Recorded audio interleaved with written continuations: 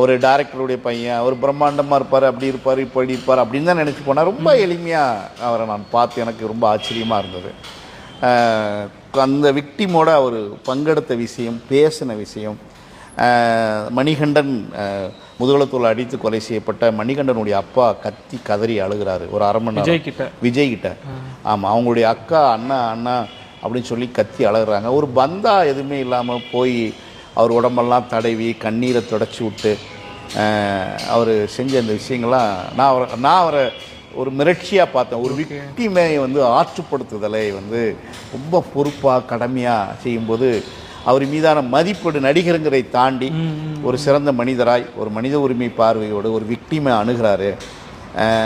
நிறையா விக்டிமை அணுகுவாங்க, தலைவர்களை பார்த்துருக்குறோம். அது ஃபோட்டோவுக்காக வேண்டி இதுக்காக வேண்டி அணுகிற இடத்துல இயல்பாக ஒரு அரை மணி நேரம் ஒரே நபர்கிட்ட மட்டும் அரை மணி நேரம் நெஞ்செல்லாம் தடவி கண்ணீரெல்லாம் தொடச்சி விட்டு ஏன்னா இங்கே வாங்கன்னு கூப்பிட்டு ஏன் அவர் அழுதுகிட்டே இருக்கிறாரு கேட்டு ஏன்ட்ட கேட்குறாரு. அப்போ அவருக்கு சரியாக கண்ணு தெரியாது காது கேட்காதுன்னு சொல்லி அதுக்கப்புறம் சத்தமாக அண்ணா நான் இருக்கிறேனே கவலைப்படாதீங்க அப்படின்னு சத்தமாக அவர்கிட்ட சொல்லி அவரை சாந்தப்படுத்தி அடுத்த நபர்கிட்ட அவர் நகரவே இல்லை.